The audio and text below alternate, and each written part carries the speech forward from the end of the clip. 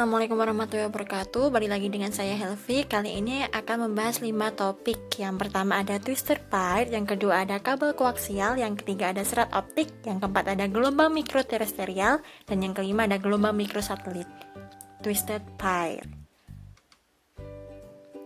Twisted pair adalah sebuah bentuk kabel yang dua konduktornya digabungkan dengan tujuan untuk mengurangi gangguan elektromagnetik dari luar seperti radiasi elektromagnetik. Twisted pair adalah sebuah bentuk kabel di mana kedua konduktornya digabungkan dengan cara pilitan atau dipelintir dahulu, lalu melapisi isolator pada bagian luar setiap konduktornya. Strukturnya bisa dilihat ini sebelah kanan. Beberapa pasangan kawat dibandel menjadi satu kabel dengan cara dibungkus dalam sebuah pelindung yang keras, dan masing-masing kawat diberi warna yang berbeda untuk memudahkan dalam proses wiringnya. Fungsi pemilinan atau pelintiran yakni untuk mencegah gangguan elektromagnetik dari luar seperti radiasi elektromagnetik dari kabel pasangan, dan crosstalk yaitu gangguan berupa masuknya sinyal dari kanal lain yang letaknya berdekatan. Macam-macam kabel twisted pair. Yang pertama ada Unshielded Twisted Pair atau UTP, adalah sebuah jenis kabel yang tidak dilengkapi dengan shield internal. UTP merupakan jenis kabel yang sering digunakan di dalam jaringan lokal LAN karena memang harganya murah, fleksibel, dan kinerjanya relatif bagus. Dan yang kedua ada Violet Twisted Pair atau VTP, adalah sebuah jenis kabel yang dilengkapi dengan pelindung berbahan aluminium foil pada lapisan luar kabel yang berguna untuk mengurangi gangguan elektromagnetik. Dan yang ketiga ada jenis Shielded Twisted Pair atau CTP, sebuah kabel yang memiliki perlindungan dari aluminium foil untuk melindungi kabel dari interferensi elektromagnetik. Dan cara kerja kabel twisted pair adalah dengan cara menghantarkan arus atau sinyal listrik dari sumber ke tujuan penerima. Yang kedua, kabel koaksial.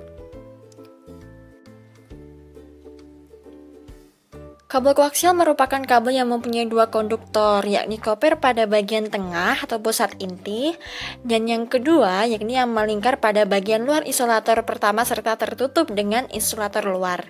Arti kabel koaksial pada dunia jaringan komputer adalah jenis kabel yang berguna sebagai media transmisi terarah untuk perpindahan arus data pada komputer. Komponen kabel koaksial. Yang pertama ada kabel tembaga yang berada di tengah, berfungsi sebagai media penghantar aliran listrik. Lapisan plastik berfungsi sebagai pemisah antara kabel tembaga dengan lapisan metal. Lapisan metal berfungsi sebagai pelindung untuk bagian inti dari kabel. Lapisan plastik terluar melindungi seluruh komponen kabel yang berada di dalam dan bagian yang langsung berhubungan dengan manusia. Jenis-jenis kabel koaksial ada dua, yakni kabel koaksial tin RG58 dan kabel koaksial TIC RG8. Karakteristik, yakni kecepatan dan keluaran 10-100 Mbps biar rata-rata periode murah, median, dan ukuran konektor medium, panjang kabel maksimal 500 meter. Dan fungsi dari kabel koaksial yakni untuk kabel antena pada televisi, untuk jaringan LAN, untuk menghubungkan satu perangkat keras komputer dengan perangkat lainnya, dan untuk membagi sinyal broadband atau sinyal yang memiliki frekuensi tinggi. Nah, untuk kelebihan kabel koaksial sendiri, harganya lebih murah dibandingkan dengan fiber optik. Jangkauan dan transmisi kabel koaksial lebih tinggi, peka terhadap isyarat. Teknologi kabel bersifat umum dan mudah dipahami, dapat digunakan untuk menyalurkan informasi sampai dengan 900 kanal telepon. Dan untuk kekurangan, sulit pada saat melakukan instalasi, mempunyai rendaman yang relatif besar. Jika kabel dipasang di atas tanah, rawan terhadap gangguan-gangguan, dan proses instalasi yang cukup kompleks dan rumit, lebih mahal dalam urusan biaya pemeliharaan dan perawatan, bersifat rentan terhadap temperatur atau suhu, dan jangkauan sinyal terbatas. 3. Serat optik.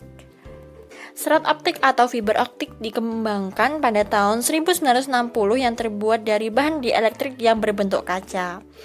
Nah, strukturnya bisa dilihat di sebelah kiri. Ada cord inti kabel, sebuah batang silinder yang menyalurkan cahaya dari satu ujung ke ujung lainnya. Ada cladding selubung, yakni berfungsi sebagai cermin, memantulkan cahaya agar dapat merambat ke ujung lainnya. Ada coating pelindung, terbuat dari bahan plastik yang berfungsi pelindung lapisan inti dan selimut optik. Ada strengthening, serat penguat, berfungsi sebagai serat menguatkan bagian dalam kabel sehingga tidak mudah putus. Dan jaket kabel untuk melindungi seluruh bagian dalam kabel serat optik dan di dalamnya terdapat lapisan plastik. Selanjutnya ada jenis-jenis. Yang pertama ada fiber optik mode tunggal atau single mode yang hanya mempunyai satu buah transmisi sehingga hanya dapat meredakan cahayanya dengan melalui satu inti pada satu waktu.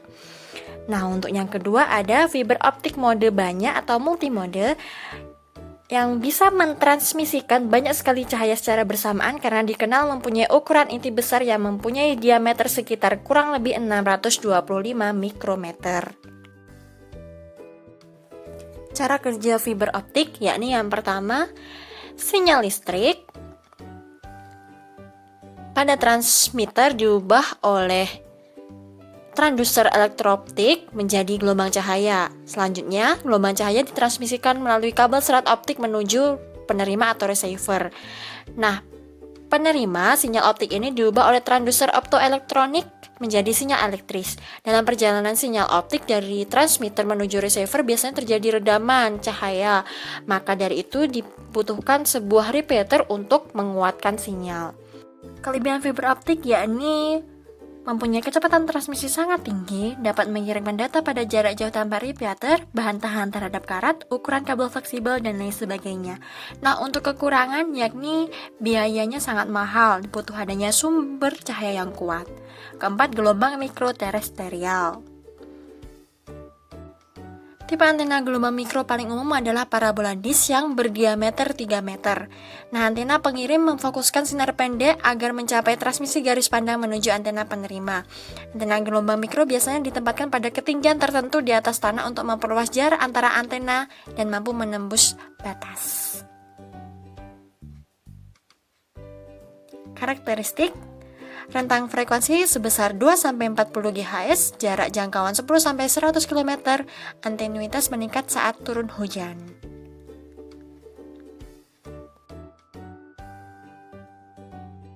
Kelebihan dan kekurangan. Kelebihannya cepat dan cost efektif. Kekurangannya memerlukan pengulang berpengaruh terhadap cuaca. Kegunaannya yakni digunakan sebagai komponen sistem kabel TV, untuk menyediakan sinyal-sinyal TV untuk instalasi CTV lokal kemudian didistribusikan ke pelanggan. Gelombang mikrofrekuensi yang lebih tinggi digunakan untuk saluran titik ke titik pendek antar gedung. Selanjutnya ada gelombang mikrosatelit. Satelit komunikasi adalah sebuah stasiun relay gelombang mikro yang digunakan untuk menghubungkan dua atau lebih transmitter gelombang mikro pada bumi. Aplikasi terpenting untuk satelit lainnya diantaranya distribusi siaran televisi, transmisi telepon jarak jauh, dan jaringan bisnis swasta.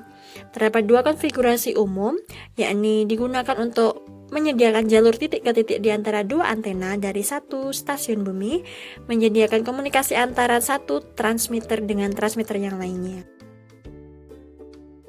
Terima kasih. Sekian presentasi dari Helvi. Apabila ada kesalahan, Helvi mohon maaf yang sebesar-besarnya. Billahi taufiq wal hidayah. Wassalamualaikum warahmatullahi wabarakatuh. Bye-bye.